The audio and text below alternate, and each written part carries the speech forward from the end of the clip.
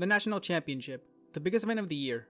Perhaps not in size, but without a doubt the most stacked event any player will likely participate in that year.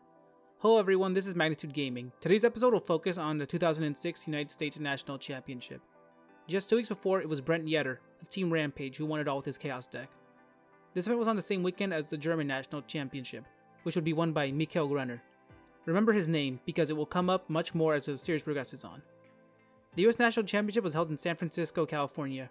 A year ago, it was the Chaos-themed Thousand Eyes Lockdown that took it all.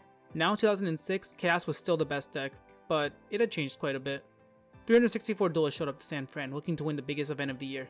Team Rampage looked good, especially with 2 members having won title in 2006, and also having former champions on their roster. However, Overdose had plenty going for them too, especially with having recently picked up Emon Ghaneian, Shane Scurry, and Paul Leviton. Team Nexus was right there, as they had a pretty stacked roster and were tearing it up in Florida. Comic Odyssey may have been in a major slump, but they were doing pretty well in the West Coast events, along with Team Savage. It's hard to pinpoint a favorite. When I looked at old articles in Pojo forums, some names do come up. Many people had an idea of who would win, or at least top. From Overdose, Anthony Alvarado, Iman Ghanian, Shane Scurry, and Paul Leviton were all seen as potential winners. All were former champions, and it's not hard to see why. Miguel Garcia and John Jensen were also in the running. Garcia had topped nationals last year, and Jensen had played in 2 HAC finals, winning 1. Jonathan LeBounty, who had also topped nationals last year, and Nareg Tarosian were both seen as potential winners. Rampage was on a roll, and they looked near unstoppable. Then there was some potential underdogs, or we can call them dark horses as well.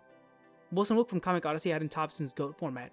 He had come close a few times, losing on the bubble, and many people saw him breaking through the glass ceiling this time. Jay Kim from Team Savage hadn't been seen since GOAT format either, but he was still a consistent player. Then there was Carlos Santiago, who had various tops. He was in limbo since the breakup of Team Scoop, but there was no doubt this guy was good. One thing that looks cool is the Dueling Dome. They use this for the featured matches. I actually wish Konami would bring something like this back. I think this made featured matches feel much more important, and they just looked a lot cooler. Like, I don't know, maybe it's just me. Now let's look at some trends. Cyber Phoenix was trending at this event. Since Cyber Dragon was a staple in every deck, Cyber Phoenix allowed you to protect Cyber Dragon from cards like Sakuretsu Armor, Book of Moon, Brain Control, and Snatch Steal. Cyber Phoenix also let you draw a card if he was destroyed by battle. It would be a few formats for Cyber Phoenix would be in 3s, but we'll get to that in the future. Majestic Mike Oka was also being splashed into some decks. I think even Shane Scurry in one of his deck profiles was playing 2 copies of this. It could be normal summon to beat over any Monarch, Jinzo, Chaos Sorcerer, or Cyber Dragon. It would die at the end of the turn, but it was still useful getting around these big monsters. And you could tribute 2 monsters to just summon it normally, so it was pretty good in Monarch decks. People would also just summon Oka, beat over a monster, and then creature swap it away for massive advantage. My Body's a Shield was also seeing more popularity as Mobius was being dropped. I think this was mentioned at a previous video at another event where My Body was seeing play, but it was still pretty good. It protected you from Zaborg, Mirror Force, Torrential Tribute, and Sakuretsu Armor, to name some cards. Now let's get to the top cut. I mentioned a few players above as potential favorites to either win or top. Of the names mentioned, only one of them made top 8. Making his first top 8 at Nationals and his major debut for Overdose was Iman Ghanian. Iman had a great 2006 so far, having won Columbus in May. He had 3 Shonen Jump tops, and now had a Nationals top under his belt. Now aligning himself with Overdose, he looked to continue a spectacular year. He opted to go with 2 Return from Different Dimension. The ratios for this card were all over the place. Most duelists ran 1 to 3 copies, and it was rare to not run any copies at all. Miguel Flores went undefeated in Swiss. Flores had quite a circle to test with, having tested with players like Sang Bui or former HAC champion Eric Wu. Oh, and Flores wasn't an unknown player at all. He had finished in 2nd place at the first Shonen Jump Championship, having lost to John Umali. Flores was playing 3 Return from a Different Dimension, and it makes sense because he ran 3 Chaos Sorcerers. He also took a copy of Metamorphosis. Austin Coleman at 11 years old is the youngest player to ever make a top cut at Nationals, and maybe even a major Yu-Gi-Oh event. I think the only other player that might have been younger or close to his age was Oliver Tomeko back at YCS Philly 2012, but I'm not 100% sure on that one. Austin was from the Seattle area, and despite his age, this kid was a prodigy. He played for Team Fusion and was one of their better players. Austin played a nice ratio, not going to 3s on cards like Chaos Sorcerer, Dekoichi, or Spirit Reaper. He also made a copy of Kaiku the Ghost Destroyer. Matt Lawrence was repping Comic Odyssey. The team had been quiet for a few months, but Lawrence kept them in the conversation when it came to top Yu-Gi-Oh teams. Fun fact, but his previous top was actually at San Francisco at the Shonen Jump Championship a few months before. So this study was definitely good to Lawrence. I noticed he played Didier Assailant and Exiled Force. These cards were really popular at the start of the format when Warrior Toolbox was still trending. Mark Garcia was an unknown player from North Cali, but he was playing for Team Unseen.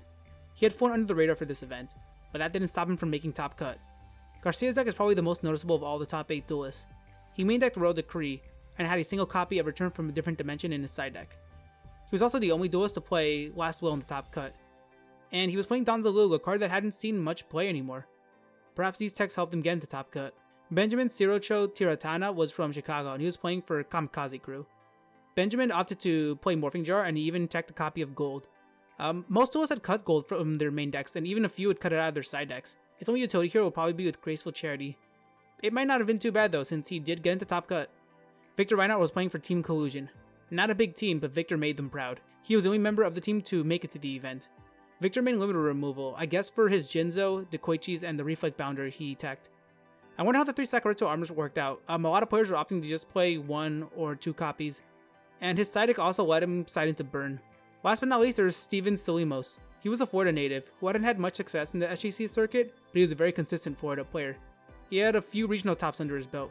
He also played for a team called Total Anarchy. He played a lot of cards in ratios of 2s. Cyber Dragon was a bit stunning. The card looked to be a staple at 3, although if I'm wrong, someone please let me know. Day 2 began with a lot of hype. The match everybody was looking forward to was Overdose's Iman Ghanian versus Team Fusion's Austin Coleman, the most consistent player of 2006 against the young prodigy. Iman himself wasn't looking forward to the match. Comic Odyssey's Matt Lawrence had to play Team Collusion's Victor Reinhardt.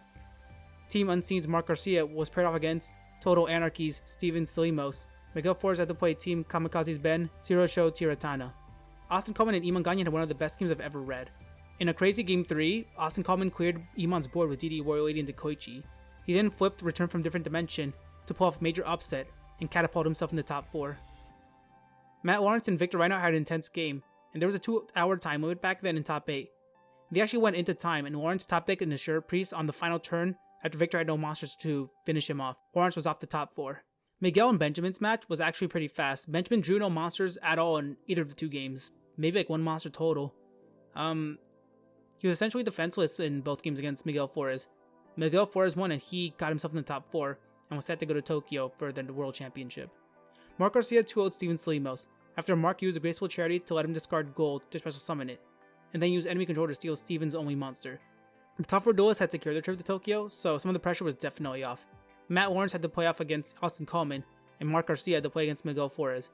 A huge crowd had assembled, and they were cheering for Austin. Everybody was behind the young prodigy. Coleman once again came in clutch with Return from Different Dimension. He cleared out 2 sheep tokens and then used his Dekoichis as a Borg to finish off Lawrence to go to the finals. Mark Garcia was able to beat Miguel Flores with his own Chaos Sorcerer after using Snatch Seal to take it. Flores drew nothing to out it, and he was beat down until his life points just hit 0. Mark Garcia was off to the finals. Both Mark Garcia and Austin Coleman were topping their first major events. Coleman had a crowd behind him, although Garcia made it this far with little support and he certainly had a chip on his shoulder.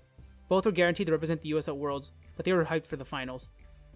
Unfortunately, the coverage for this was lost on the Chris Brovik metagame website. I checked Pojo and Duelist Grounds and there was no luck finding it. I do remember reading the finals a couple of years back and recall Garcia having won the first game before Austin won the next 2 games. The third game was one with, you already know, a clutch Return from a Different Dimension that Austin used to finish Mark Garcia off. I'm not sure if Austin Coleman will ever see this video, but if you do, let me know if I got any of that right. Anyways, Nationals concluded and Austin Coleman became the youngest champion in the history of Yu-Gi-Oh! And he's the youngest player to ever participate in the world's main event. Just for clarity, I'm not counting Dragon Duels since they didn't exist back then and wouldn't be the main event anyways. Coleman beat some of the game's best players to show this was no fluke. With his victory, he showed just how far skill and the heart of the cards would take you, regardless of your age. That does it for this episode, guys. Next episode is going to cover the first Shonen Jump Championship after Nationals, SGC Atlanta 2006. That's a T for Magnitude, guys. Thank you for watching.